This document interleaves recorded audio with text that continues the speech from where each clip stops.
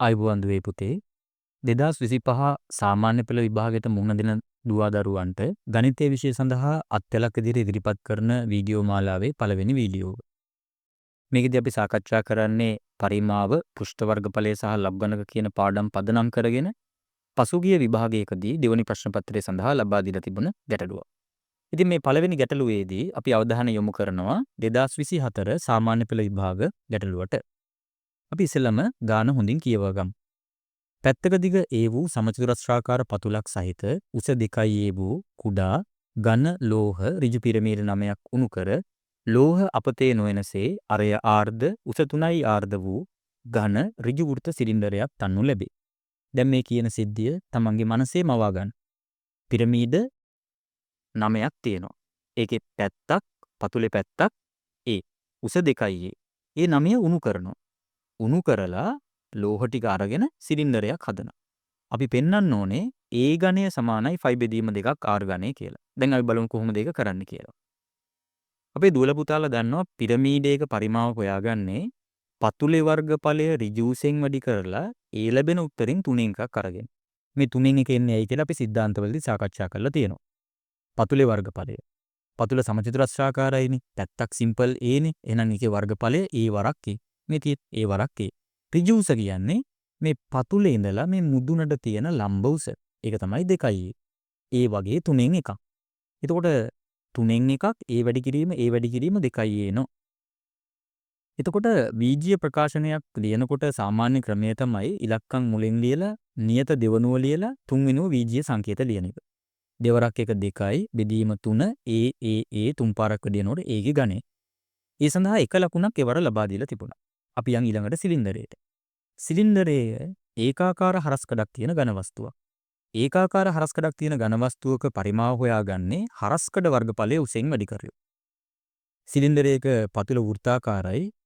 ඔයාලා 9 වසරේ ඉගෙනගෙන තියෙනවා වෘත්තයක අරය ආර් වෙච්ච වෘත්තයක වර්ගඵලය 5r වර්ගය.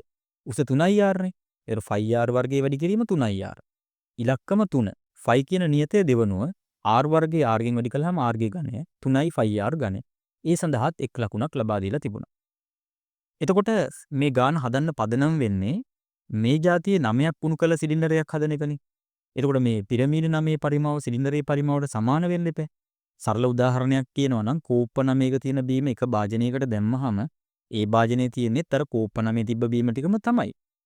ඔන්න ඔය තර්කයේ මත ඉඳගෙන අපි හදා ගන්නවා පිරමීඩයක පරිමාව දැන් අපි ගත්ත 2යි ඝනය බෙදීම 3යි. ඒ වගේ 9ක්. සමාන වෙනවා සිලින්ඩරයේ පරිමාව 3යි 5r ඝනයට. සරල සුළු කිරීමක් තියෙනවා. 3ට 3 ඒවා 1යි, 9ට 3 ඒවා 3යි, 3 වරක් 2 6යිනේ. ඒ ගුණ කිරීම 6 තමයි බෙදීම 6ක් විදිහට මේ පැත්තට ඇවිල්ලා තියෙන්නේ. ඊට පස්සේ ආයි සරල වෙනවා 3ට 3 ඒවා 1ක්, 6ට 3 ඒවා 2ක්. එතකොට අපිට උත්තරේ එනවා ඒ ඝනය සමානයි 5r ඝනය බෙදීම 2. මේකම තමයි 5 බෙදීම 2ක් r ඝනය කියලා කියන්නේ. ඒකට ලකුණක් ලබා දීලා තිබුණා. ඊළඟ ගානේ දෙවනි කොටසේ යා ලඝු ගණක සම්බන්ධව දෙනවා. r ට 1.725 ආදේශ කරලා 5ට 3.14 ආදේශ කරලා ලබ්ගණක වගු භාවිතයෙන් ඒ ඝනයේ අගය හොයලා පිරමීඩයක පතුලේ පැත්තක දිග ඒ ආසන්න සෙන්ටිමීටරයට ලබා ගන්න. අපි ඒකට කරන්න ඕනේ මේ අගයන් දෙක අර ප්‍රකාශනයේ ආදේශ කරන්න ඕනේ. හොඳයි. ඔන්න අපි මේ ප්‍රකාශනයේ 5ට 3.14ත් r සඳහා 1.725ත් ආදේශ කළා. r ගේ ඝනය නිසා තමයි 1.725 ඝනය. බෙදන්න ඕනේ දෙකෙන්. සාමාන්‍යයෙන් අපිට ඕනනම් මේ ගාන 3.14යි 2යි මෙහෙමම තියාගෙන හදන්නත් පුළුවන්. හැබැයි ඒ පාර උත්තර පත්‍රය අපිට දකින්න ලැබෙනවා 3.14 දෙකෙන් බෙදලා තිබුණා. ඔයාලා දන්නවනේ 3.14 දෙකෙන් බෙදුවහම 1.57යිනේ. එතකොට 1.57 ගුණ කරන්න ඕනේ කාගෙන්ද? 1.725 ඝනයෙන්. මෙතනින් එහාට ගාන හදාගන්න ඔයාට මූලික ලඝුගණක සිද්ධාන්ත සම්බන්ධව අවබෝධයක් තියෙන්න ඕනේ. ලඝු වලට මේක පෙරලනකොට මේ ගුණිතය එකතුවක් බවට ලඝු පද දෙකකට වෙන් වෙනවා. ඊළඟට මේ තුන්වෙනි බලය 3 ගුණයක් විදිහට ගුණිතයක් බවට පත් වෙනවා. මතක තියාගන්න ගුණිතය එකතුවක් වෙනවා. තුන්වෙනි බලය 3 ගුණයක් බවට පත් වෙනවා. මේ තියෙන්නේ එහෙම ලියලා. දැන් 1.57 ලඝුගණකයේ අර ගුණ කිරීම එකතු කිරීමක් වුණා. අර තුන්වෙනි බලය 3 ගුණයක් වුණා 1.725 ලඝුගණකයේ. ඒකට ලකුණක් ලබා දීලා තිබුණා. ඒ නීතිය ඇප්ලයි කරගන්නවත්. ඊළඟ පියවර තමයි අපි මේ දෙකේ ලඝුගණක හොයාගන්න ඕන. 1.57 හිතා ගන්නවා පළවෙනි ඉලක්කම් දෙක 15 7 15 7 යන් ලඝුගණක වගුවට ලක්ගණක වගුවේ 15 කියන පේලියේ 7 කියන තීරුව කෙලින් තියෙන්නේ 1යි 9යි 5යි 9. මතක තියාගන්න. 1යි 9යි 5යි 9. දරුවනේ 1.57 විද්‍යාත්මක ලියුවාම 1.57 වැඩි කිරීම 10 බිංදුව. 10 බිංදුව බිංදුව තමයි දර්ශකය. ඒක තමයි මේ 0.5 කියලා පූර්ණාංශයට අපි යොදාගෙන තියෙන්නේ. 0.5. කීයදර ඉලක්කම 1යි 9යි 5යි 9. එතකොට මෙයාගේ ලබ්ගණකය 0.1යි 9යි 5යි 9. එකතු කිරීම 3 වාරයක්. මේක පළවෙනි ඉලක්කම් දෙක තුන්වෙනි ඉලක්කම හතරවෙනි ඉලක්කම විදිහට හිතන්න. 17 2 5. යම් ලඝු වගුවට 17 පේලියේ දෙකකකින් තියෙන අගය තමයි 2යි 3යි 5යි 5. 0.2යි 3යි 5යි 5. ඊළඟ ඉලක්කම තිබුණේ 5. 17 2 5 ගන්න මධ්‍යනාන්තර කෙලින් තියෙන අගය. මධ්‍යනාන්තර 5 කෙලින් තියෙන අගය තමයි 12. ඒතර අර 2යි 3යි 5යි 5ට ඒ 12 එකතු කරනවා. ඒතර එනවා 0.2යි 3යි 6යි 7. ඒක තමයි මේ ලියාගෙන තියෙන්නේ. 1.7යි 2යි 5යි ලබ්ගණකේ 0.2යි 3යි 6යි 7ක්. ඒක 3ෙන් වැඩි කළාම එනවා 0.7යි 1යි 0.1. ඊට පස්සේ මේ දෙක එකතු කළාම එනවා 0.9යි 0යි 6යි 0. ඒකටත් ලකුණක් ලබා දීලා තිබුණා. දැන් අපි ඒ ගණයට උත්තරයක් ගන්න නම් 0.9යි 0යි 6යි 0ේ ප්‍රතිලබ්ගණකේ හොයා ගන්න ඕනේ. ඒ කියන්නේ අපි ලඝු වගුව ඇතුලේ හොයන්න ඕනේ 0.9යි 0යි 6 හෝ 6යි 0 කියන්නේ 6මනේ ඉන්නේ කොහෙද කියලා. යම් ලඝු වගුවට අපි ලඝු වගුවේ බලනවා 9යි 0යි 6යි 0ක් ඉන්නවද? නෑනේ. තියෙන්නේ 9යි 0යි 5යි 8යි 9යි 0යි 6යි 3යි. අපි අඩු එකෙන් නවතිනවා. 9යි 0යි 5යි 8. ඒක තියෙන්නේ 80 පේලියේ 5 කියන තීරුව කෙලින්. අපිට ඕනුනේ 9යි 0යි 6යි 0. තව දෙකක් මදිනේ. ඒ අගය මධ්‍යනාන්තර වලින් හොයලා ගන්නවා. මධ්‍යනාන්තර 3 තීරුව කෙලිනුත් දෙක ඉන්නවා. 4 තීරුව කෙලිනුත් දෙක ඉන්නවා. මේ 3 ගත්තත් 4 ගත්තත් හරි. දැන් ඉලක්කම් 4 කියව ගන්න.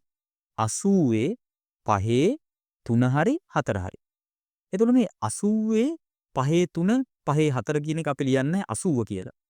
මොකද හේතුව අපි 8.0යි 5යි 3 කියලා ලියලා ඔයාලා දන්නවා මෙයා දැන් පූර්ණාංශයේ බිඳුවනේ. බිඳුව කියන්නේ 10යි බිඳුව. 10යි බිඳුව කීයද? 1යි. එතකොට මෙයා විද්‍යාත්මක ලියුවාම 8.0යි 5යි 3 වැඩි කිරීම 10යි බිඳුව. ඒ කියන්නේ 1. 8.0යි 5යි 3 වැඩි කිරීම 1.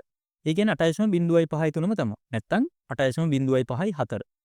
මේක ආසන්න පූර්ණ සංඛ්‍යාවට වට යන්න කියනවනේ. එතකොට 8.0යි 5යි 3 ආසන්න පූර්ණ සංඛ්‍යාවට වුවාම 8යි. බිඳුව නිසා 8 වෙනස් වෙන්නේ නැහැ. එතකොට ඒ ගණේ 8 නම් ඒ කියන්නේ කීයද? 8 කියන්නේ 2 3 වෙනි බලයෙන්. එහෙනම් ඒට උත්තරේ කීයද? 2යි. ඒකටත් ලකුණක් ලබා දීලා තිබුණා. ප්‍රතිලෝම ගණකේ බලනොත් ලකුණක් ලබා දීලා තිබුණා. තව කොටසක් ගානේ තිබුණා. ඒකේ කියලා තිබුණේ මෙන්න මෙහෙම එකක්. පැත්තක දිග A වන සමචතුරස්‍රාකාර හරස්කඩක් සහිත උස 2යි A වන ඝන ඝනකාභයකින් ඉහ සඳහන් මිනුම් සහිත එක් කුඩා පිරමීඩයක් කපා ඉවත් කරන්නේ නම් එවිට ඉතිරි වන ලෝහ පරිමාව සොයන්න. මවා ගන්න. ඝනකාභයකින් අර කියාපු පිරමීඩයක් කපනවා. කපලා අහක් කරනවා. හරි ලේසියින දරු. ඝනකාභයක පරිමාව ඔයාලා දන්නවා. දිග වැඩි කිරීම පළල වැඩි කිරීම උස. එතකොට අපි දිග A පළල A හරස්කඩ සමචතුරස්‍රාකාරයිනේ. එතකොට මෙයා 2යි A හරස්කඩ A වරක් A දිග 2යි A. එතකොට 2යි A තුන් පාරක් වෙනකොට A ගේ ඝනේ. දැන් මේකෙන් කපල අහක් කරනවා කියන්නේ අඩු වෙනවා අර පිරමීඩයේ පරිමාව. පිරමීඩයේ පරිමාව අපි කලින් හදාගත්තේ 2යි A ඝනේ බෙදීම 3යි. ඒක 2යි A ඝනෙන් 2යි A ඝනේ බෙදීම 3 අඩු කරන්නේ කොහොමද? පොදු හරය 3යි කියලා ගන්නවා. මෙයාට ඉතින් 1 කියලා හිතන්නකෝ. එතකොට එක් වරක් 3නේ 3. එහෙනම් දෙවරක් 3 කීයද? 6යි. 6යි A ඝනෙන් 2යි A ඝනේ අඩු කරනවා. එතකොට කීයද? 4යි A ඝනේ. එතකොට 4යි A ඝනේ බෙදීම 3. ඒකටත් ලකුණක් ලබා දීලා තිබුණා. ඉතින් මේ පාඩමට අදාළ සිද්ධාන්ත සහ තවත් ප්‍රශ්න පත්‍ර ගැටලු ඉදිරි දිනකදී අපි සාකච්ඡා කරනවා. එදාට හමු වෙමු. ස්තුතියි.